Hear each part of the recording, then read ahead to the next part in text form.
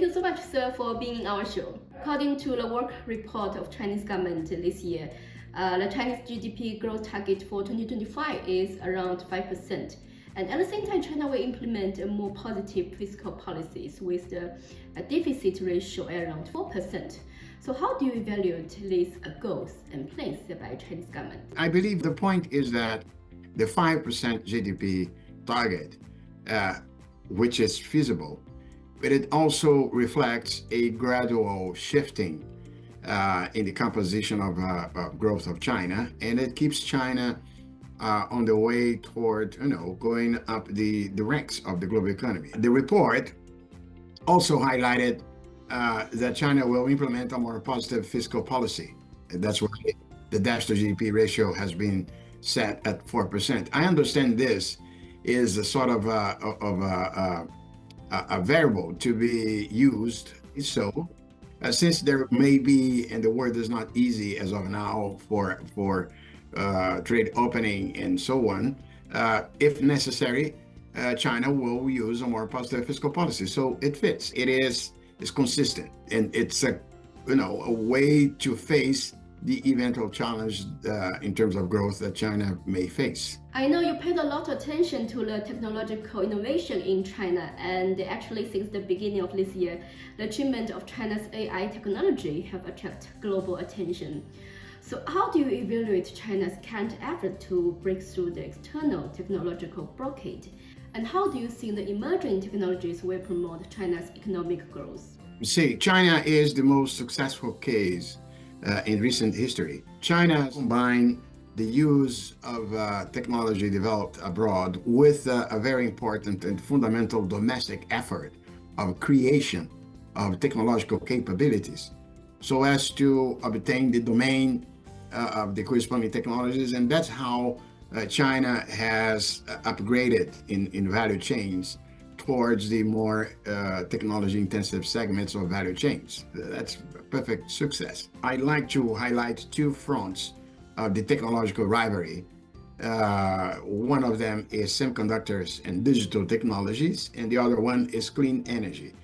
And I like to call them, I wrote about it, as a two-tail technology rivalry. China has been responsible for this tremendous success in terms of cost cutting in the production of windmills, of solar panels, and so on. Whereas in the case of semiconductors and digital technologies, China had to face the challenge of having the access cut to advanced semiconductors and so on. So China is okay, and I understand that the current efforts to break through the external technological blockade are part of that. It is basically this time, in the case of semiconductors, in the case of digital technologies, China is climbing the ladder, the technological ladder, by itself. I know, sir, you once said that the biggest challenges facing the global economy today are related to geopolitics, with the competitions among countries has triggered protectionism and distorted trade policies in some Western countries. So, in this context, what role do you think China can play in leading global economic cooperation? Let me refer to three aspects of this agenda. China gave by reducing tariffs for low-income countries, that is to say, maintaining the approach of trade integration and so on, setting a good template and so on. A second point, the Belt and Road is now on a third phase. President Xi referred to a new phase, one more focused on smaller projects and more beautiful ones, particularly associated with clean energy.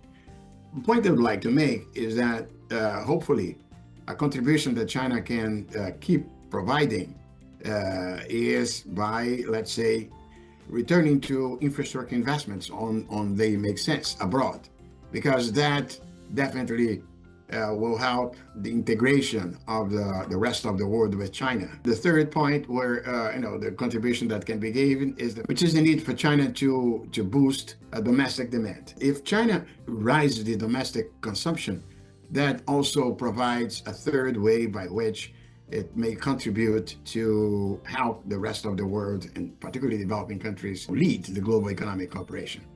It marks the 10th anniversary of the China CELAC Forum. And actually, by the end of 2023, China's direct investment stock in Latin America has already exceeded 600 billion, and far exceeding the 250 billion target set 10 years ago.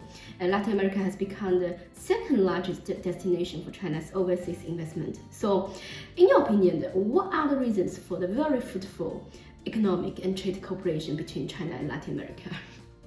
Well, first of all, the trade complementarity. China sells manufactured products, but this has been matched with rising exports of natural resource related products coming from Latin America.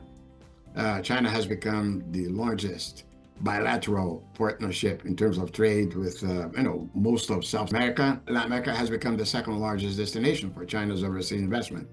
So FDI, it's important. And third, I would add return to infrastructure finance. Trade and investments have been the cornerstone of this strong complementarity. My last question for you. G20 summit in Brazil last year in November, China proposed to energize sustainable development with new technologies, new industries, and new business forms, support developing countries in better integrating the digital, smart, and green development. So, in your opinion, what opportunities can China bring, for the better transformation and upgrading of developing countries with its new technologies? And it will have to co-live with the ones, for instance, originated at the U.S. What the countries like Brazil, where I come from, might do is to integrate to both. So Brazil can benefit from, let's say, co-living with the two technology systems, and of course by energizing the relationship with China on new technologies, new industries, and new business forms.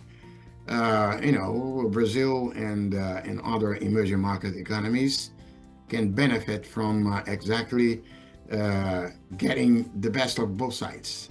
And it's good for China as well, because by extending its framework, it gets scale and it also learns and find partnerships in those countries. Thank you so much, sir, for your sharing. A pleasure.